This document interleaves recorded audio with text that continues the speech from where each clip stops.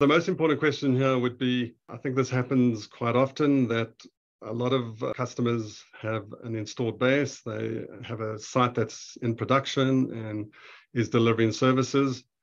Network companies go in and say, let's upgrade to 10 gig connections for the users. They put in a lot of wireless, etc. And then what they don't look at is the current cable fiber plant, which is running multi-mode in this instance, which is a very important question. And I think where people go wrong here is that multi-mode fiber, when you're running 1 gig, can run up until 550 meters.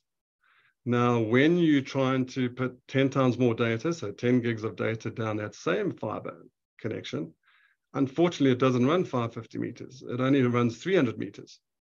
So customer will say, well, network engineer, network architect, you told me that this environment's going to work. What the customer's going to do is there's a choice they need to make. So let's say of those 10 connections, uplinks, 5 of them are less than 300 meters. Those 5 will work at 10 gig, but the other 5 are not going to work at 550 meters. So they have 2 choices. The one choice is to keep the 1 gig, and that's going to be a reputation loss because you're saying, why are we going to run 10 gig switches and we can't run at 10 gig? The other issue would be that they'd have to upgrade to single mode fiber in order to make that connection work. And then there'd also be additional cost that if they move to single mode fiber, they'd have to change the optical fiber transceivers. And the optical fiber transceivers between multi-mode and single mode, there's maybe a cost differential of 25%.